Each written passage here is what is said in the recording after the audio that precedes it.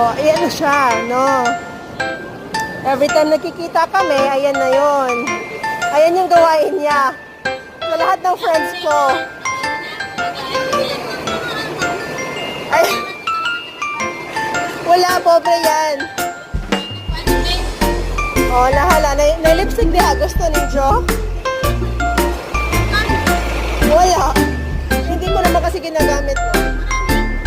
Pilihan nyo na lang.